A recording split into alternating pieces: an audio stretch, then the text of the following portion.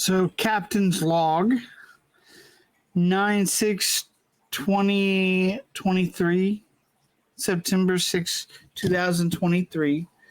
So I got my splint off of my arm. I had surgery on my wrist. And so we're going to see about going back to work Monday, hopefully, if I can get my wrist worked out. Yes, I know how bad that sounds. But I have very limited right now. And I would show you, but it's massively disgusting. There's still surgery scars, and like it looks like it literally looks horrible. And like my wrist can only move like this right now, but this wrist can do this. My other wrist can only do this. So therefore, we're gonna go ahead and wait and get that rehabbed a little bit further down the line, so I don't re-injure it. And then I just got to take care of it at work. Because, yeah, I need the money. I think most of us can understand that. So today we are going to talk about, I was going to do like chameleons, but I started thinking about monitors and stuff. But I found some really cool things so that we can understand that I'm not delusional. I'm not crazy. I hope you guys will actually pay attention and listen and learn something, because we're going to go over comparing the human brain to the other brains, like reptiles and stuff like that. Found a couple of neat little charts that actually show really cool stuff. And so we can see how these developed very similarly, and yet they're so dramatically different. It's really wild. So let's get into it. So we can see the top brain is the human brain.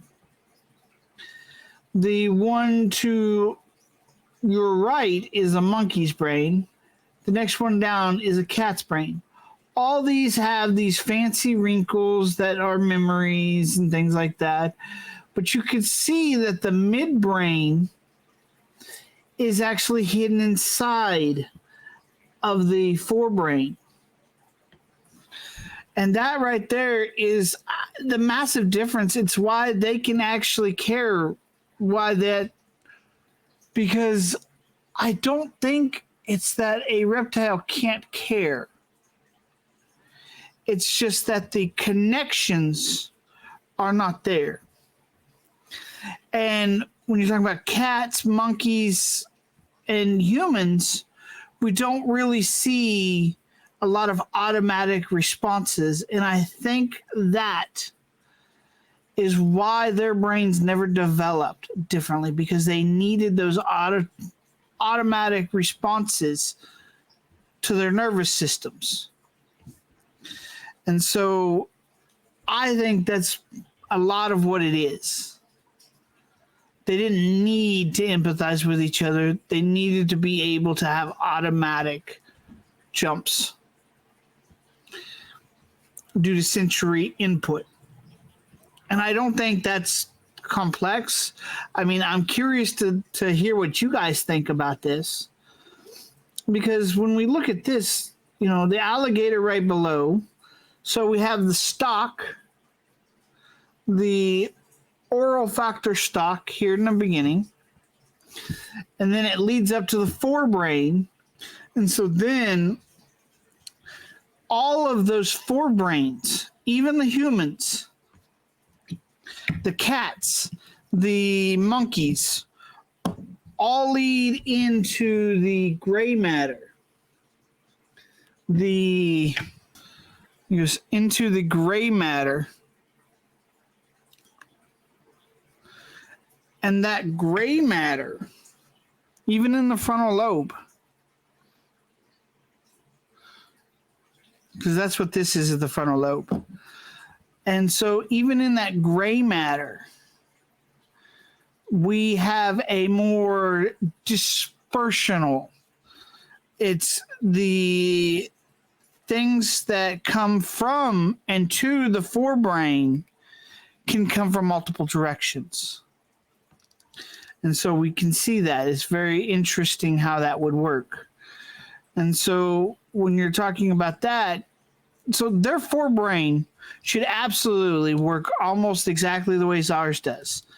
I've started to come to the conclusion that the memory for a reptile, I am sorry, I meant imagination. As watching back, I hear memory. No, it's imagination that's in the hemisphere, the right hemisphere. Everything is probably in the left hemisphere. No, the right hemisphere. I apologize. Get on it, Daniel. Come on. But the right hemisphere. And we know this in humans. But every time I throw my phone down on the couch, Calm Fancy, my himbo, my bearded dragon, who's a pretty boy, and he may not be the smartest, but he tries to look down. And he can't actually see the phone very well, if he can see it at all. But he knows that I just set something down there. So I'm sure he's imagining it's food. And every time he does this, he doesn't do this, where he looks with his right eye, which means the left side of his body. And these are making assumptions. These are very assumptive stuff that makes sense once you start to really think about it, because they do have the dual sides. No, he looks with his left eye, and which makes sense. But when you have all these different pathways and you end up getting used to it, then you're probably quicker to the draw to make decisions based on your brain.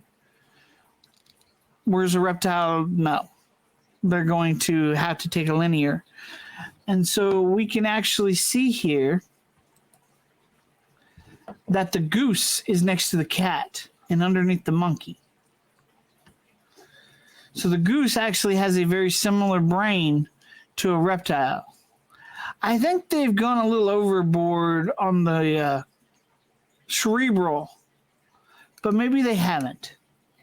But it's really cool because then you have frogs below that, an alligator under the cat, and we can see the cerebral is quite a big difference. And then you have the Mandela below that. And those are your nervous system stuff. So I think the reason why that forebrain is in a position to connect to the nervous system without going through the optic tantum as much. So the green. So I think that's why their brain never developed, because they need that automatic responsing. So it's very interesting. And I think this is a really good analogous. And I don't know about the wrinkles in theirs, why they don't show them here. Maybe there isn't as many wrinkles. And then that would have a hindrance on memory. But these animals do remember. They absolutely do. My girl Pitch, when I let her out, she starts moving towards the bathroom. And then when, I get to the bathroom myself, she darts in there after me. And I pick her up and she looks at the tub. And I place her in the tub and she sets her hand down because she knows that's the best place for her to poop. That's a memory. She wanted to go outside. That's a memory. And I think this is where I think people seeing this now. So I hope you can understand that I'm not delusional. I'm not insane. I am a scientist. But we don't have a lot of scientists on YouTube. There's a point to why we don't have a lot of scientists on YouTube. because real scientists are often out there doing stuff.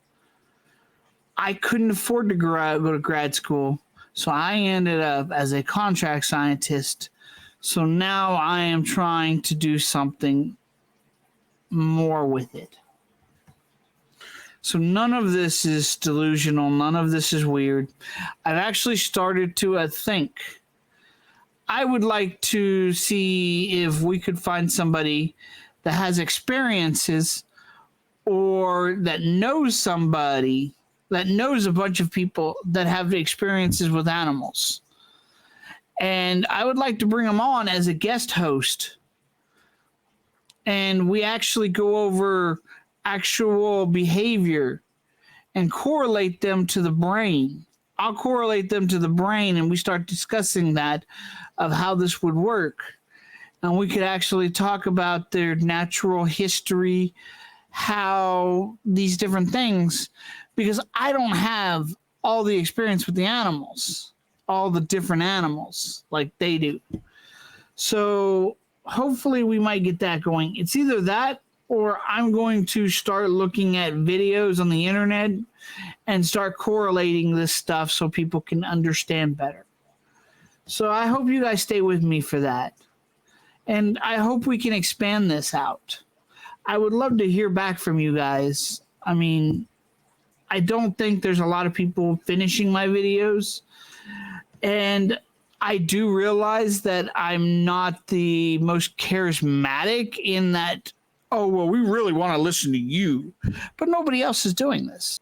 The amount of time that it takes to do animation, to understand this stuff.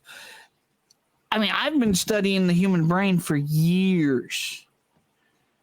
I mean, we're talking years upon years upon years on my own, reading papers and books and all sorts of stuff on the topic, listening to TED Talks and all sorts of wild stuff that's actually pretty damn cool. So, and I get a kick out of this, and I think most of my audience does too. So I think if we actually push this forward, I think we could actually make something out of this. And I really hope you guys will, because I would put more effort into this, but I actually have a day job that I need to go back to so I don't lose my livelihood, and I actually can get, and I have to get a second job to pay medical bills and stuff now and make sure my animals are taken care of, because I can't afford to do the greenhouse right now. I can't afford the 3D printer I wanted to get to make educational products, such as a brain to put in casts of bearded dragons and stuff like that, so we can actually get this out into more of the public. And I hope you guys will understand that. And so I really hope we could connect on a level and you guys will actually appreciate this. Because I do think there's a lot of people that actually want to understand the neuroscience better. But you don't really want it from me. And then I don't have the finances to put this into something better for you. So having somebody else that may be more charismatic, people actually want to listen to. And I think the audience is indifferent to me. I don't think you guys hate me. I don't think that's how that works at all. I think it's just you're are just like, no, like that. But you don't see real scientists on YouTube doing this stuff, trying to figure this out, because it's not salacious.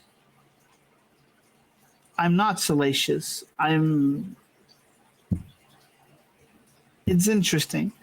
So thank you guys for sticking around this long. You guys have a good night. And I'm going to try to get more out, but I've got a couple of interviews tomorrow. Dylan and maybe somebody else. Hopefully I might even have an interview tonight.